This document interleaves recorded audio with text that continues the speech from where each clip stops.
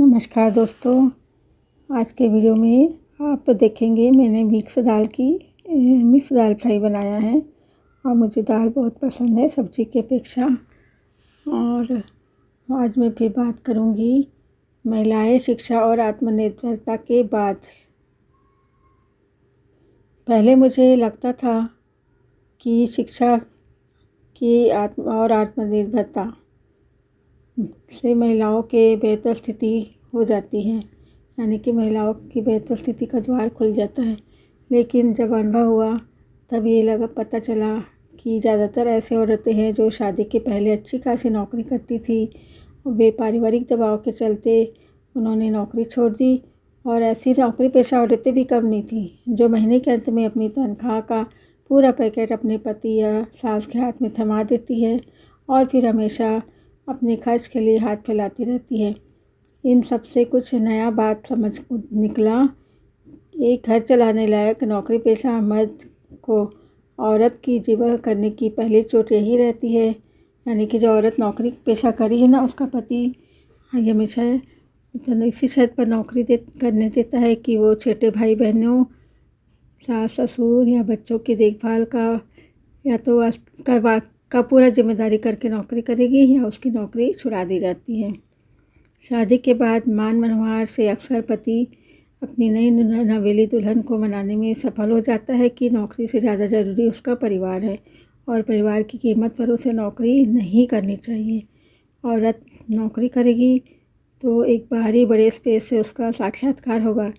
इससे बेहतर है कि उसके हर जन्मदिन पर पाक कला की पुस्तकें या एक साड़ी उसे भेंट कर रसोई में स्वादिष्ट व्यंजन बनाने में उसे उलझाए भरमाए रखो, या थोड़ा सा गहना भी दे दो और थोड़ा सा लालच देकर उसे बस किचन में लगाए रखो।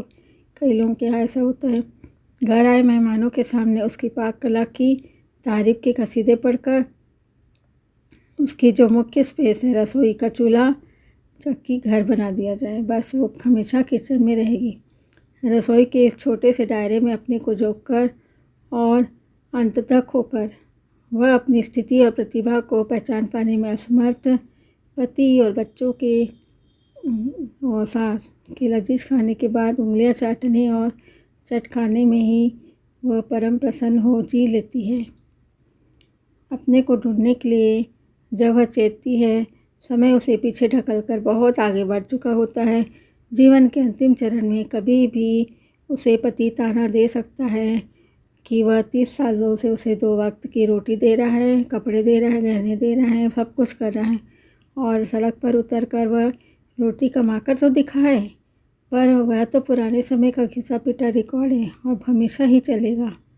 आखिर औरत ने जान लिया कि भिक्षा पात्र हाथ में थामे बंधुआ मजदूर के दर्जे से उसे ऊपर उठना है। अक्षर उसकी जो जिज्ञासा है, मतलब इच्छा शक्ति है, काम करने की जो क्षमता है, वो अदम्य जिज्ञासा और अनाथक श्रम से सरोबार औरत ने अपना दुर्गा रूप दिखाया। 2 हाथ की जगह जिसके 10 हाथ है। सुबह मुंह अंधेरे उठकर सुबह का नाश्ता बनाकर, दोपहर का टिफिन लेकर, रात के खाने की पूर्व तैयारी कर वह नौकरी के लिए निकलती है। नौकरी से लौटते हुए एक हाथ में परीक्षा की कॉपियों के बंडल के साथ रास्ते में सब्जी भाजी या जो भी उसे घर की चीज़ें लगती है वो खरीद कर झोला कंधे पर लादे वह घर आती है और आते ही बगैर माथे पर एक श्रीखंड डाले फिर रसोई में जुट जाती है। तो कहने का तात्पर्य है क्या शिक्षा और आत्मनिर्भरता से औरत की सामाजिक स्थिति में कोई बदलाव आया? नहीं आया। पर इस बदली हुई तस्वीर से क्या कोई बदलाव साफ लगता है? आएगा भी, कुछ समय, कई साल लग जाएंगे बदलने में। कम से कम निम्न मध्य वर्ग में बिल्कुल भी नहीं। दूसरी जिम्मेदारियों के बोझ से लदी औरत के लिए मुंबई महानगर और वहाँ तो और भी दिक्कत है। लोकल टिकट की क्यू या राशन की लाइन में कोई रियायत नहीं है।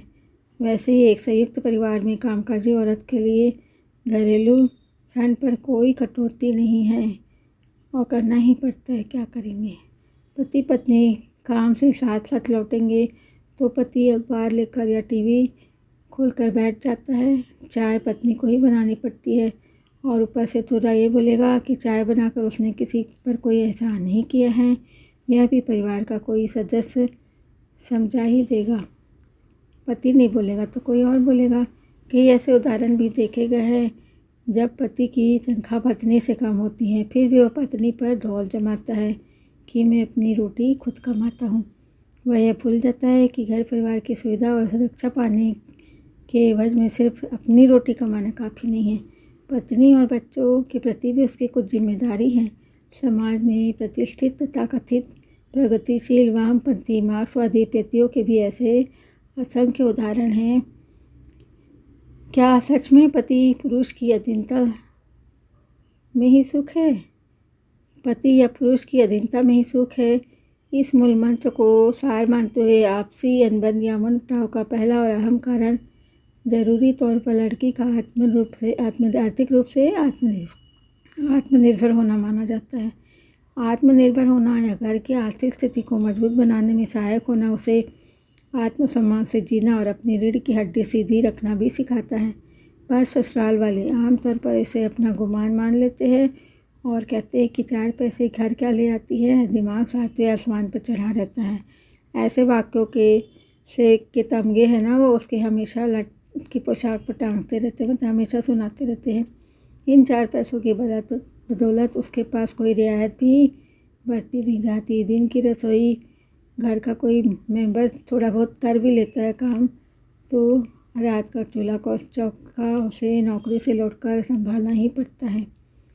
मतलब कुल मिलाकर औरत को घर का भी काम करना है और बाहर का भी करना है। कोई कटौती नहीं है, कोई रियायत नहीं है। यदि कोई कर भी लेता है तो बहुत एहसान दिखाएगा और इसे जो औरत है ये सब नौकरी करते हुए भी घर का काम करती है, और वो यदि इसके शरीर में तकलीफ़ है तब भी वो चेहरे पर कोई शिकन नहीं ला सकती, नहीं तो ये कह दिया जाएगा कि महारानी के नाटक तो देखो। ऐसे में वो माँ के घर जब अपनी तकलीफ़ में साझेदारी चाहती है तो वो ये भी पाती है कि शादी के बाद वे भी अपने नहीं रह गए हैं और उसे दूसरे घर में विदा करके उन्होंने अपनी जिम्मेदारी से पल्ला झाड़ लिया है। आमतौर पर घर भी कामकाजी में रहने वाली पत्नी या गृहस्थी संभालने वाली घरेलू औरत ही कमाऊपति के हिंसा का शिकार होती है। ऐसा नहीं है, जो कामकाजी औरत है वो भी शिकार होती है। कामकाजी पत्नी जो उनके पति है उनकी कड़ी मेहनत की कमाई के एवज सर आँखों पर बिठा कर रखते, ऐसा नहीं है। बाहर का वर्कलोड उस पर कितना भी हो, पर घर पहुंचकर उसे वही रोल अदा करना पड़ता है जो अशिक्षित या अर्धशिक्षित घरेलू महिला करेगी।